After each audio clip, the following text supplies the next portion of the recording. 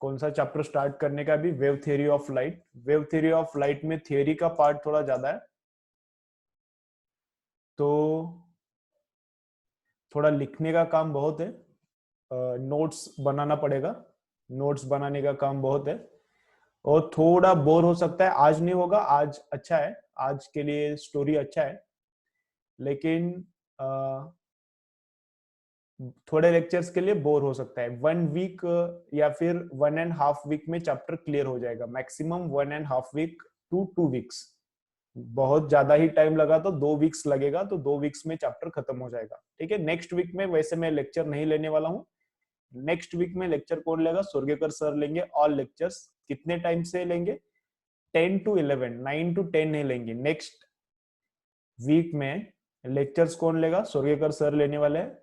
और 12th का जो मैग्नेटिज्म का चैप्टर चल रहा है, उसमें अर्थ्स मैग्नेटिज्म, 12th का जो पार्ट है अर्थ्स मैग्नेटिज्म, वो वाला सर कंडक्ट करेंगे। ठीक है, 12th मैग्नेटिज्म में जो अर्थ्स मैग्नेटिज्म का पार्ट है वो वाला सर लेंगे नेक्स्ट वीक में। नेक्स्ट वीक में थोड़ा मैं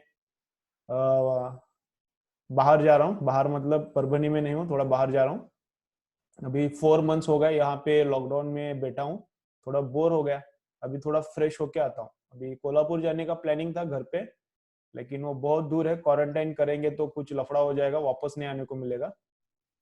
और 13 सितंबर को एग्जाम है ना नीट का, तो उसके पहले 20-25 दिन तो मैं अवेलेबल रहना चाहिए। और अभी भी डेली कॉल चलता ही रहता है रिपीटर के स्टूडेंट्स को जो यहाँ पे परभनी में है उनको, तो इसलिए कुछ लफड़ा ना हो जाए, इसलिए उधर नहीं जा रहा, लातूर जाके आना है, ससुराल जाके आना है। ठीक है, तो हाँ उधर लॉकडाउन है रे, पहले ही सोच के रखा है अतुल सब। उधर लॉकडाउन है, 6 दिन पहले स्टार्ट हुआ, मैं जब वापस आऊंगा तब तक उधर लॉकडाउन है, तो कोई प्रॉब्लम नहीं आएगा। ठीक है, चलो। परभनी अभी चालू हो गया है, 2 दिन, मंडे से चालू हो गया है परभनी।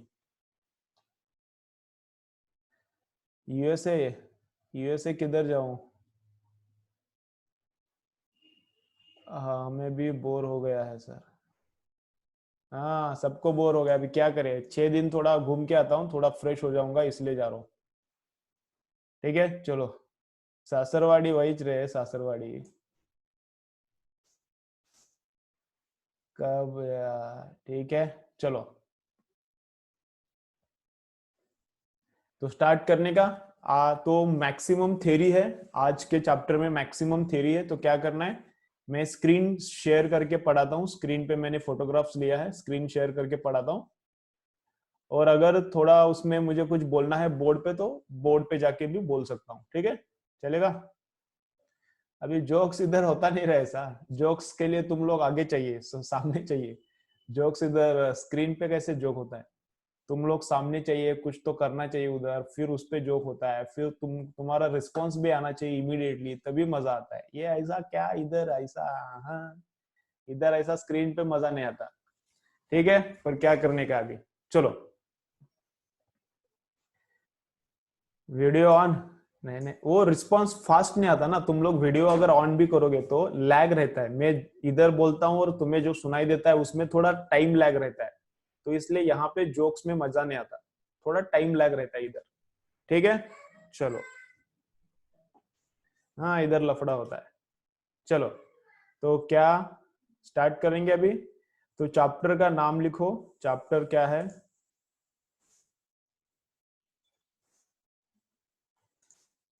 चैप्टर का नाम लिखो, चैप्टर क्या है? ये ये रेसिडेंशियल स्कूल्स कुछ नहीं है, वो हमें वो अपना कुछ कुछ कुछ अलग है, वो लिखो। Wave optics. चलो, चैप्टर का नाम क्या है? Wave optics. इधर दिख रहा है ना पूरा अच्छे से? ये पूरा दिख रहा है ना? क्या इसका साइज बड़ा करने का? अभी इधर चार्ट भी नहीं दिख रहा, कैसा करने का?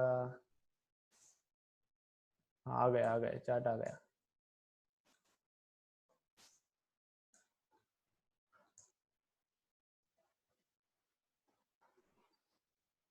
ओके ऐसा है क्या?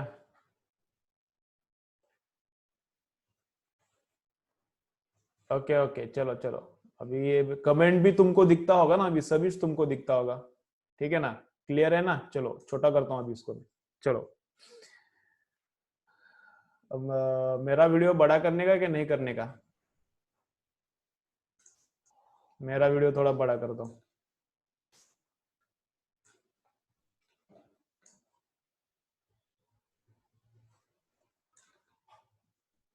बस हो गया, इतना बड़ा बस हो गया ना। ठीक है, मुझे कुछ दिखाना है तो यहाँ पर ऐसा करके दिखा सकता हूँ मैं। ठीक है चलो, मेरा वीडियो दिख रहा है ना?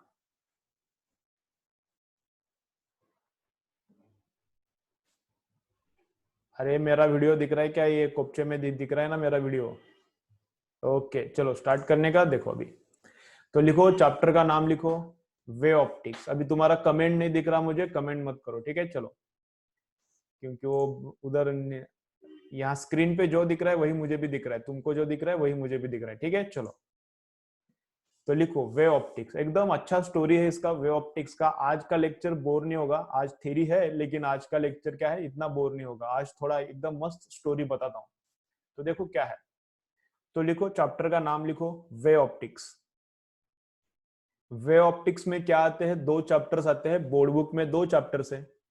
12th का जो बोर्ड बुक है उसमें दो चैप्टर्स है वे ऑप्टिक्स में। एक तो है वेव थ्योरी ऑफ लाइट और दूसरा है इंटरफेरेंस एंड डायफ्रैक्शन। तो वेव ऑप्टिक्स का फर्स्ट चैप्टर ये वाला हम लोग अभी करने वाले हैं, ठीक है।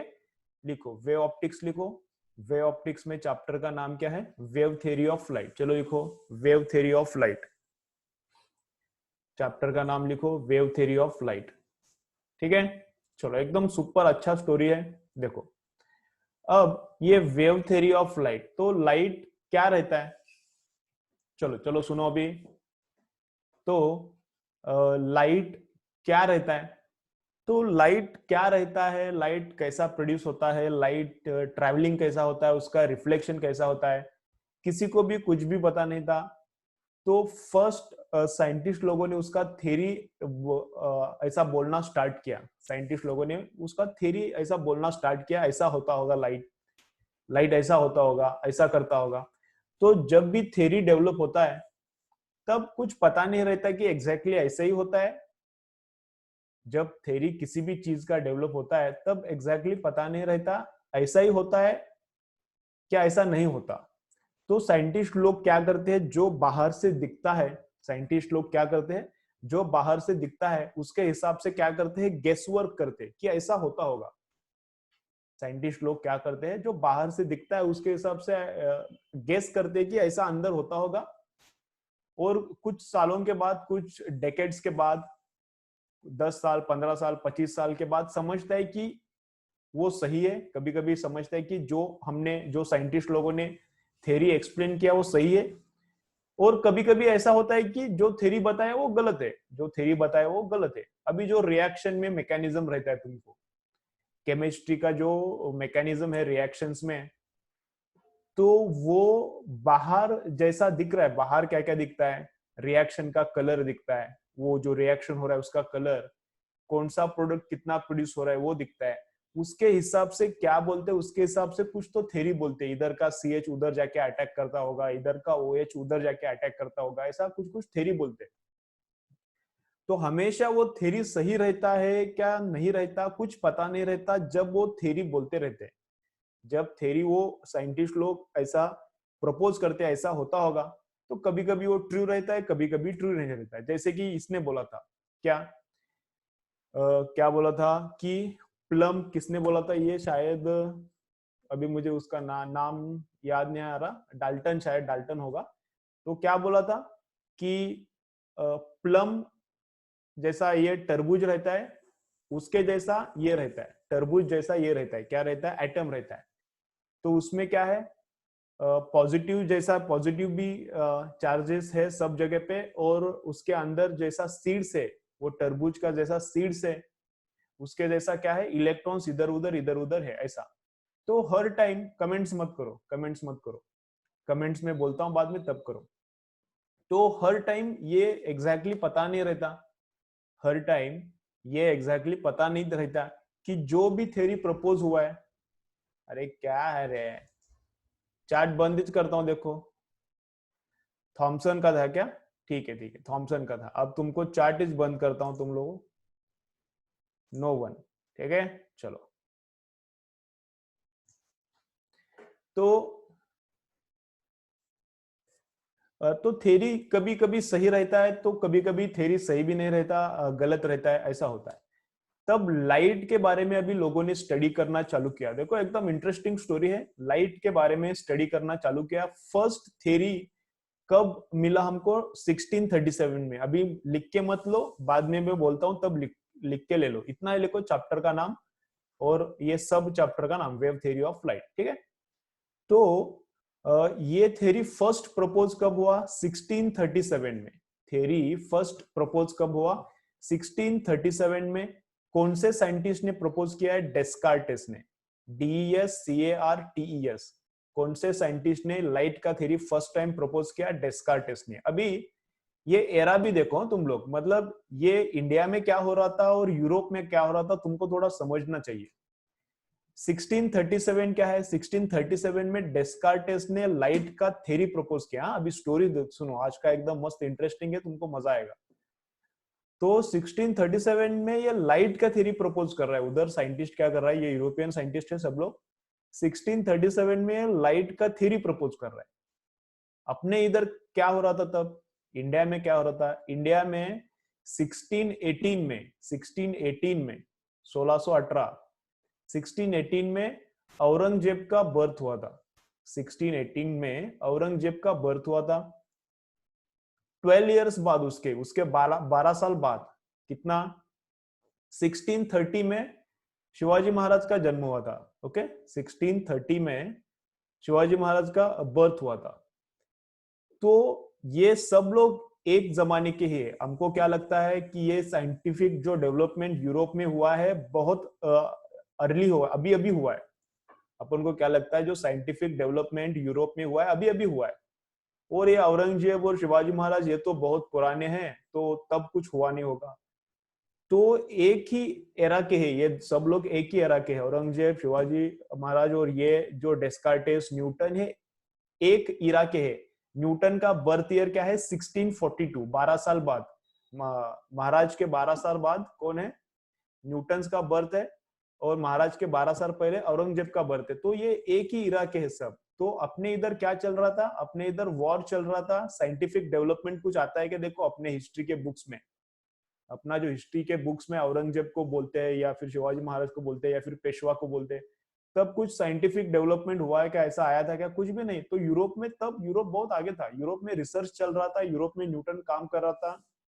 ओके, तो कितना डिफरेंस है यूरोप में क्या चल रहा है और इधर एशिया में, इंडिया में क्या चल रहा है, कितना डिफरेंस है समझ में आता है। तो तुमको थोड़ा पता रहना चाहिए कितना डिफरेंस है। ठीक है। तो ये 1637 में डेस्कार्टेस ने क्या प्रपोज किया? लाइट का थ्योरी प्रपोज किया 1637 में। अभी देखो और एक मजा है, ये तो एक एरा के सब लोग हैं, तो यूरोप में क्या चल रहा था और इंडिया में क्या चल रहा था ये हमने देखा। अब 1637 में डेस्कार्टेस ने ये थ्योरी प्रपोज किया। ठीक है। अब डेस्कार्टेस इतना बड़ा साइंटिस्ट नहीं था, और एक इसका इंटरेस्टिंग पार्ट देखो, डेस्कार्टेस बड़ा साइंटिस्ट नहीं था उस वक्त का। उस वक्त का एकदम सुपर हीरो था। कौन हीरो था? ये न्यूटन। न्यूटन ये बहुत बड़ा हीरो था, इंग्लैंड का है। न्यूटन कहाँ का है? इंग्लैंड। तो न्यूटन बहुत बड़ा हीरो था। वो जो बोलेगा सबको वही सही लगता था। न्यूटन जो भी बोलेगा, पूरे यूरोप को लगता था कि न्यूटन जो बोलेगा वही सही है, बाकी जो बोलता है वो कुछ सही नहीं है, जो न्यूटन बोलता है वही सही है। क्या क्या किया था न्यूटन ने? बहुत कुछ बड़े बड़े काम किए थे न्यूटन ने। क्या क्या किया था? एक तो लाइट में काम किया है, इधर ये जो अभी हम लर्न करने वाले, इधर लाइट में काम किया था न्यूटन ने। और किधर काम किया है? न्यूटन ने कैलकुलस डेवलप किया है। जब इधर इंडिया में तलवारबाजी चल रही थी, तब न्यूटन ने क्या किया था? उधर भी चल रहा था वैसे, उधर भी गन से फाइट चलता था। वो टेरिटरी कैप्चर करते थे वो यूरोपियन लोग, फ्रेंच लोग या ब्रिटन दूसरे जगह पे जाके वो क्या बोलते हैं उसको, कॉलोनीज एस्टेब्लिश करते थे। तो तब न्यूटन क्या करता था? तब उस वक्त जहां पर इधर अपना तलवारबाजी चलता था इंडिया में, तब उधर न्यूटन क्या करता था? न्यूटन ने कैलकुलस डेवलप किया था, इंटीग्रेशन डेरिवेटिव। तुमको अभी भी नहीं आता इंटीग्रेशन डेरिवेटिव? तुमको इंटीग्रेशन डेरिवेटिव अभी भी नहीं आता। न्यूटन ने कब डेवलप किया था, समझ रहा है? 1650 में, 1650 1660 इस वक्त उसने डेवलप किया था, राइट। तो अभी क्या है देखो, तो जो न्यूटन का बहुत बड़ा हवा था उधर यूरोप में, हवा हवा था पूरा यूरोप में न्यूटन का। जो न्यूटन बोलता है वही सही है, बाकी सब गलत है। तो अगर समझो, अगर कोरोना वायरस उस वक्त आता था, अभी जैसा कोरोना वायरस आया है, अभी जैसा कोरोना वायरस पैंडेमिक आया है, वैसा समझो अगर उस वक्त पैंडेमिक आता था और न्यूटन अगर बोलता था कि क्या अभी जो लाल चड्डी पहन के घूमो तो कोरोना वायरस तुम्हारे पास नहीं आएगा, तो सब लोग वैसा करते थे। कुछ भी बोलने दो उसको, न्यूटन को कुछ भी बोलने दो, तो उसको सब लोग सही पकड़ते थे। तो देखो इधर इतना बड़ा न्यूटन साइंटिस्ट था और डेस्कार्टिस इतना बड़ा नहीं था, तो इसका इफेक्ट क्या हुआ वो भी देखो। इसका इफेक्ट क्या हुआ देखो, तो 1637 में एक्चुअली थ्योरी प्रपोज किया है डेस्कार्टिस ने। 1637 में एक्चुअली थ्योरी किसने प्रपोज किया? डेस्कार्टिस ने प्रपोज किया। और न्यूटन तो इसके बाद इसका बर्थ है 1642 का। इसके 42 मतलब 5 इयर्स बाद, थ्योरी प्रपोज करने के बाद 5 साल बाद बर्थ है न्यूटन का।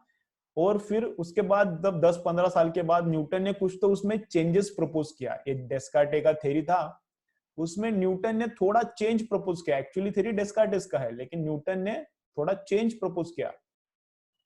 तो अभी वो डेस्कार्टेस कॉर्पस्कुलर थ्योरी नहीं रहता, अभी उसको क्या बोलते हैं? Newton's corpuscular theory. वो है ही नहीं न्यूटन का थ्योरी, थ्योरी है एक्चुअली किसका? डेस्कार्टेस का है। उसमें थोड़ा सा न्यूटन ने चेंज किया है, ओरिजिनली थ्योरी इसका है, उसमें न्यूटन ने थोड़ा बहुत चेंज किया है। लेकिन अभी क्या बोलते हैं, बहुत सारे बुक्स में ऐसा ही नाम रहता है, न्यूटन्स कॉर्पस्कुलर थ्योरी। ओके, तो बड़ा साइंटिस्ट होने का फायदा क्या है? डेस्कार्टिस को क्रेडिट भी नहीं मिला कि उसके थ्योरी का, तो डेस्कार्टिस को नहीं मिला, न्यूटन का ही बोलते हैं। अभी वो थ्योरी को क्या बोलते हैं? न्यूटन का थ्योरी बोलते हैं। न्यूटन्स कॉर्पस्कुलर है, इसका प्रोनाउंसिएशन कैसा है? कॉर्पुस्कुलर नहीं, इसका प्रोनाउंसिएशन कॉर्पुस्कुलर नहीं, कैसा है इसका प्रोनाउंसिएशन? Corpuscular theory. ठीक है, चलो तो लिखो न्यूटन्स कॉर्पस्कुलर थ्योरी। तो पहला तो क्या मैंने बताया स्टोरी, इंडिया में क्या चल रहा था, यूरोप में क्या चल रहा था। दूसरा स्टोरी क्या बताया? थ्योरी एक्चुअली है डेस्कार्टेस का, लेकिन डेस्कार्टेस छोटा साइंटिस्ट था, न्यूटन बड़ा साइंटिस्ट था। तो सब लोग क्या बोलने लगे? न्यूटन का ही थ्योरी है बोलने लगे, न्यूटन ने बस चेंजेस प्रपोज किया है। ठीक है, और एक इसमें स्टोरी है, बाद में बताऊंगा। चलो इतना लिखो पहले, न्यूटन्स कॉर्पस्कुलर थ्योरी। चलो लिखो न्यूटन्स कॉर्पस्कुलर थ्योरी।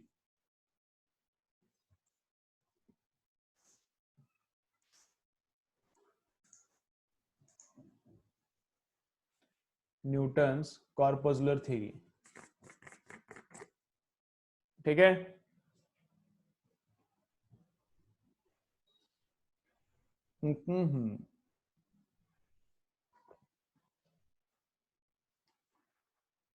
पानी के अंदर कुछ तो कीड़ा है, थोड़ा आता हूं। चलो लिखो क्या है,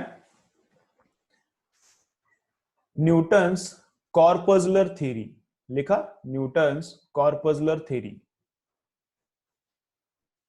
तो उसमें फर्स्ट क्या है, लिखो फर्स्ट पॉइंट क्या, ये मत लिखो फर्स्ट पॉइंट, क्या लिखो, ये लिखो, ये वाला लिखो क्या,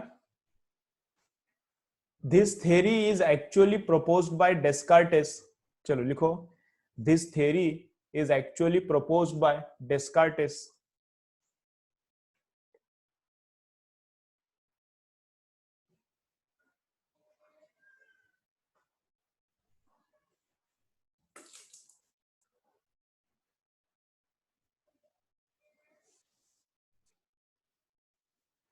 लिखो क्या,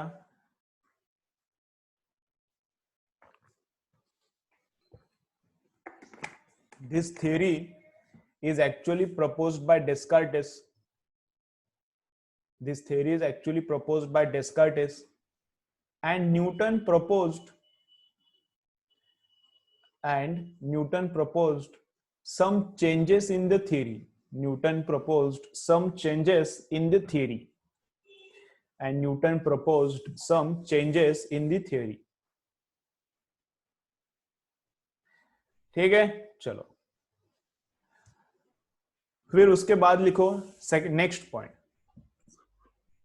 तो क्या बोलता है डेस्कार्टेस, अभी न्यूटन क्या बोलता है, तो light is made up of tiny particles, और उन टाइनी पार्टिकल्स को क्या बोलने का, कॉर्पसल्स बोलने का। ठीक है, मतलब समझो अगर ये लाइट का सोर्स है, यहां पर लाइट का सोर्स है, इधर लाइट का सोर्स है, और यहां से ऐसा लाइट जा रहा है, समझो ये लाइट का सोर्स है और इधर से ऐसा इधर लाइट जा रहा है। ठीक है, ये समझो लाइट इधर है, तो लाइट जब जाता है तब लाइट के अंदर क्या है, ऐसा छोटा छोटा पार्टिकल्स है और ये ऐसा जाता है, लाइट के अंदर छोटे छोटे पार्टिकल्स है और ऐसे जा रही है, और ऐसे जा रहे हैं, समझ रहे हैं ना, लाइट के अंदर छोटे छोटे पार्टिकल्स है और ऐसे जा रही है। तो light is made of particles, light क्या बना है, छोटे छोटे पार्टिकल्स का बना है। कंप्लीटली रॉन्ग थ्योरी है, ये थ्योरी कुछ सही नहीं है। प्रपोज किया था, थोड़ा टाइम चला, उसके बाद थोड़ा टाइम नहीं बहुत टाइम चला, न्यूटन ने बोला था इसलिए बहुत टाइम चला, लेकिन कंप्लीटली रॉन्ग थ्योरी है। कुछ भी बोला है, लाइट ऐसा है वैसा है, एक भी उसमें ट्रू नहीं है।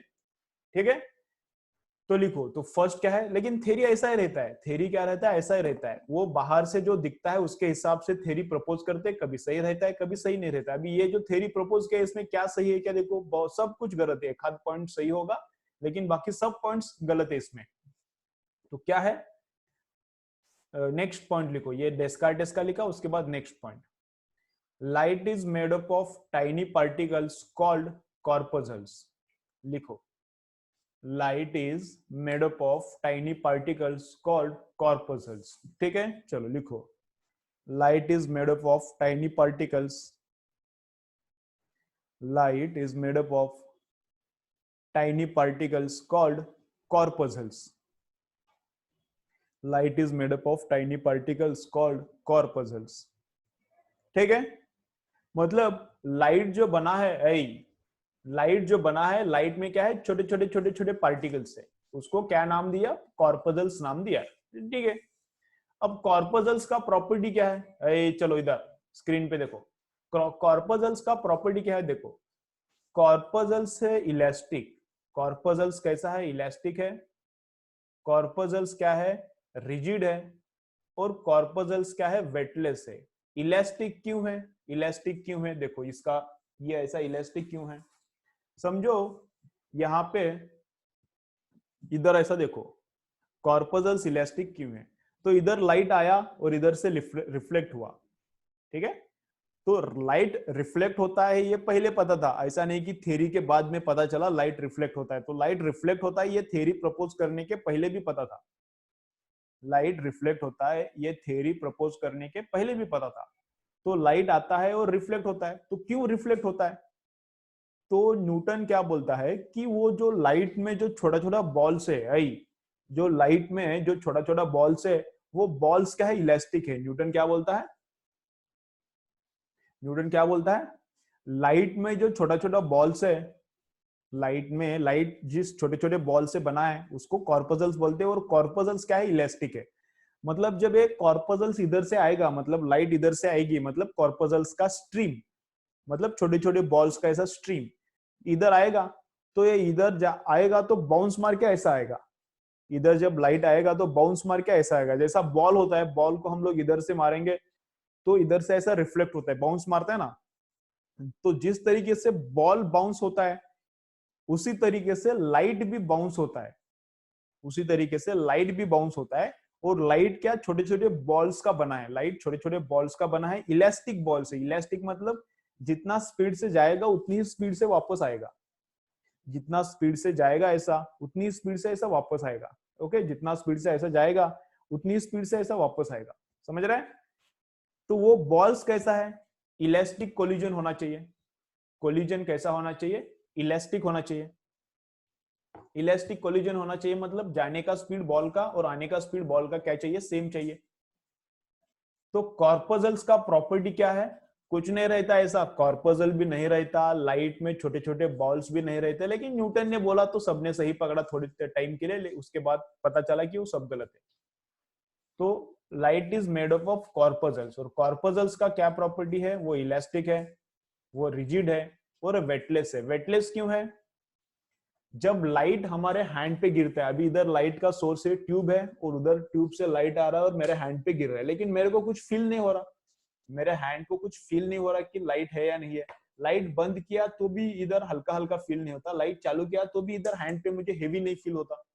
मतलब लाइट है यहाँ पर, इधर इधर ऐसा हैंड है, हैंड इधर है, लाइट है यहाँ पर, हैंड पे आया लाइट, या हैंड पे उधर से लाइट नहीं आया, कुछ फर्क नहीं पड़ता। हैंड पे लाइट है या नहीं कुछ पता नहीं चलता, मतलब लाइट बहुत हल्का है। लाइट बहुत हल्का है मतलब लाइट का जो पार्टिकल है वो भी बहुत हल्का है। तो इसलिए न्यूटन क्या बोलता है, कॉर्पस्कल्स वेटलेस है, रिजिड है और इलास्टिक है। ओके चलो same as it is copy करो, नेक्स्ट पॉइंट चलो कॉपी करो, तीसरा पॉइंट रहेगा ये तुम्हारा। कॉर्पस्कल्स कैसा है, elastic, rigid and weightless.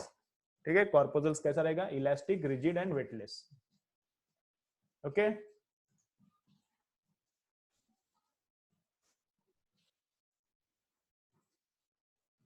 Okay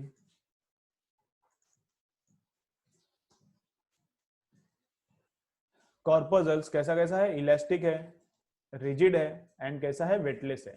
ठीक है चलो, तो कॉर्पस्कल्स कैसा ट्रैवल करता है, travel in straight line with very high speed. Corpuscles कैसे ट्रैवल करते हैं, कॉर्पस्कल्स मतलब ही लाइट, तो लाइट कैसे ट्रैवल करती है, स्ट्रेट लाइन में ट्रैवल करती है।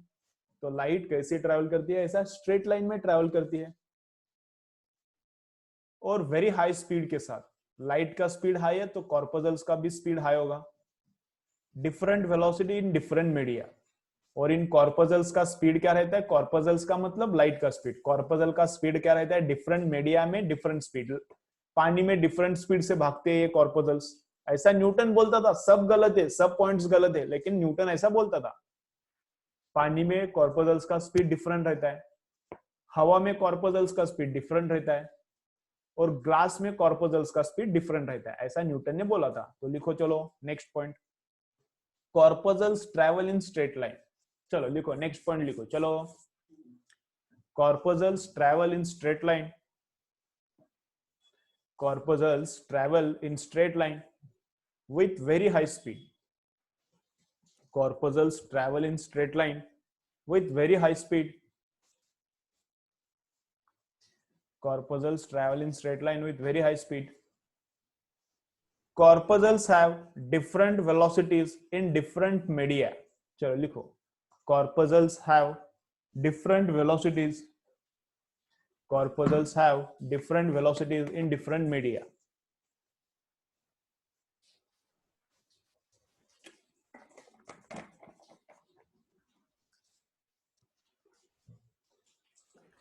corpuscles have different velocities in different media। ठीक है चलो नेक्स्ट पॉइंट क्या बोलते हैं देखो, चलो नेक्स्ट पॉइंट रीड करो, सेंसेशन। क्या सेंसेशन, उधर लाइट का सोर्स है, ट्यूब है, तो इधर मैं लाइट का सोर्स बोलते जाऊंगा। तो उधर से जब लाइट आता है और आंख के अंदर चला जाता है, आई उधर से जब लाइट आता है, उधर सोर्स है लाइट का, उधर से जब लाइट आता है और मेरे आंख के अंदर चला जाता है, तब मुझे सेंसेशन होता है। whenever light enters inside my eye I get sensation। तो न्यूटन क्या बोलता है, whenever corpuscles enter into eye we get sensation। तो लिखो नंबर, नेक्स्ट पॉइंट लिखो, when corpuscles hit retina, retina मतलब आई के अंदर, आंख के अंदर जो स्क्रीन रहता है, पर्दा रहता है, उसको बोलते हैं रेटिना।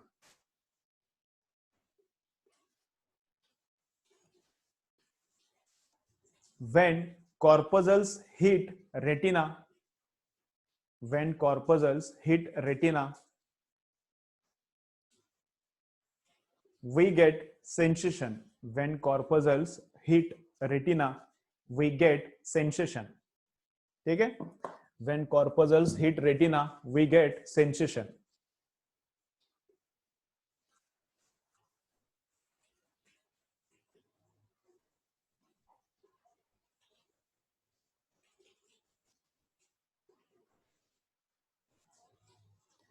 एक मिनट, ठीक है चलो, when corpuscles hit retina we get sensation। अब चलो आगे नेक्स्ट वाला पॉइंट देखो, नेक्स्ट वाला पॉइंट क्या बोलता है, अलग अलग कलर से, अलग अलग कलर से लाइट को डिफरेंट डिफरेंट कलर से, तो रेड कलर का लाइट है, ग्रीन कलर का लाइट है, ये वाला पार्ट जो स्क्रीन के ऊपर ये दिख रहा है, रिमेनिंग टाइम ऑफ मीटिंग कुछ तो 5 पॉइंट, ये वाला बार, इधर जो दिख रहा है स्टॉप हियर, ये वाला पार्ट। तो हर एक कलर का लाइट है, ग्रीन लाइट है, ब्लू लाइट है, वायलेट लाइट है, सब अलग अलग कलर का लाइट है। तो क्यों ऐसा है? तो न्यूटन ने क्या बोला कि लाइट का कलर है, चलो इधर, तो न्यूटन क्या बोलता है, लाइट का colour is because of different sizes of corpuscles. तो कॉर्पसल का साइज बड़ा है तो अलग कलर, कॉर्पसल का साइज छोटा है तो अलग कलर। तो कॉर्पसल्स के साइज के ऊपर लाइट का कलर डिपेंड करता है। मतलब ग्रीन कलर का लाइट है तो उसका कॉर्पसल्स का साइज अलग, रेड कलर का लाइट है तो उसका कॉर्पसल्स का साइज अलग। ऐसा कुछ भी नहीं रहता रियलिटी में। अभी हमको पता है कि लाइट कुछ डिफरेंट ही रहता है, ऐसा जो न्यूटन ने बोला उसमें से कुछ भी ट्रू नहीं है। एक ही ट्रू है क्या, जब लाइट आंख के अंदर जाता है सेंसेशन मिलता है। जब लाइट आंख के अंदर जाता है तब सेंसेशन मिलता है, इतना ही ट्रू है। बाकी सब क्या है, बाकी सब पोस्टुलेट्स गलत है। तो लास्ट वाला लिखो। लेकिन थ्योरी है, थ्योरी बोर्ड को भी आ सकता है और जेई और नीट में एक आधा क्वेश्चन आ सकता है, factual question. What are the properties of corpuscles, ऐसा पूछ सकते हैं। As per the Newton's corpuscle theory why light has different colours, ऐसा पूछ सकते हैं। तो different colours are because of different sizes of corpuscles. तो ऐसा थ्योरेटिकल क्वेश्चन आ सकता है, नीट जेई में भी आ सकता है और बोर्ड में तो आ ही सकता है। ठीक है, चलो ओके।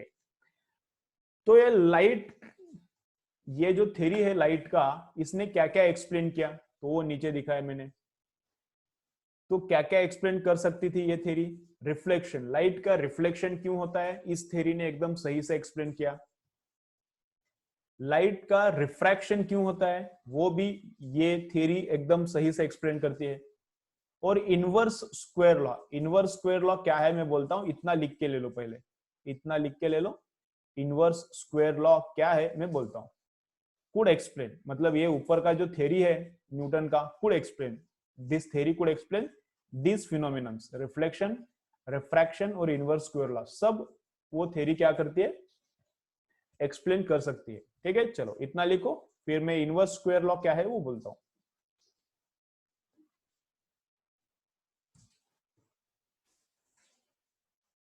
चलो हो गया, इतना लिख के हो गया इधर तक, पूरा लिख के ले, लिख के लो, स्क्रीनशॉट्स मत लो। स्क्रीनशॉट्स ले लोगे तो वापस तुमको रीड करने को नहीं होगा, लिख के ले लो। तुमको स्क्रीनशॉट का आइडिया पहले से भी पता होगा, लेकिन मैंने भी बोला है स्क्रीनशॉट्स मत लो, लिख के ले लो। ठीक है, तो थोड़ा याद रहेगा। ठीक है, क्या क्या एक्सप्लेन कर सकती है theory, reflection, refraction and inverse square law. Okay, चलो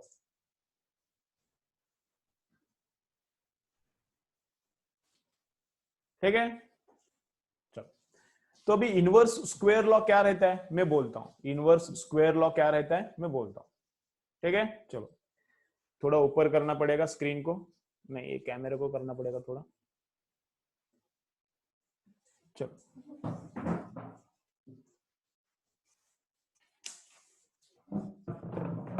चलो देखो क्या है। अरे, तो इनवर्स स्क्वायर लॉ क्या है,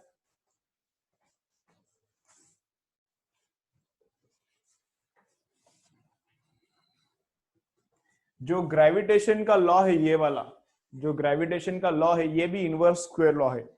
इनवर्स मतलब नीचे जब भी स्क्वायर आता है, नीचे डिनोमिनेटर में जब भी स्क्वायर आता है उसको इनवर्स स्क्वायर लॉ बोलते हैं। तो ग्रेविटेशन का लॉ इनवर्स स्क्वायर लॉ है।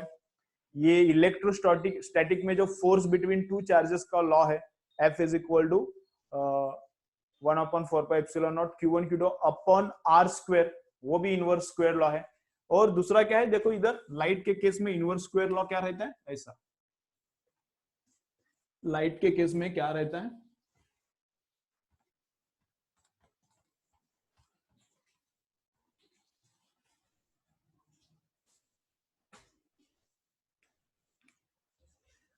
तो ऐसा रहता है। यहां पर एक लाइट का सोर्स है,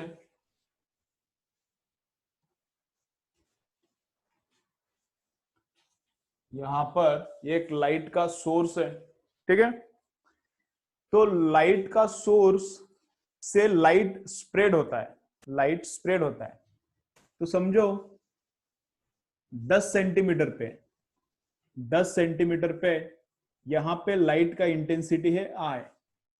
10 सेंटीमीटर पे लाइट का इंटेंसिटी, यहां पे लाइट का सोर्स है, वहां से 10 सेंटीमीटर पे किधर भी जाओ, इधर 10 सेंटीमीटर, इधर 10 सेंटीमीटर, इधर इधर किसी भी डायरेक्शन में 10 सेंटीमीटर जाओ तो लाइट का इंटेंसिटी कितना है आई। ठीक है, चलो अभी थोड़ा ही टाइम बचा है, तो नेक्स्ट जब सेशन स्टार्ट होता है तो उसमें मैं बोलता हूँ। अभी इसको कट करता हूँ, ज्वाइन हो जाओ फिर बोलता हूँ।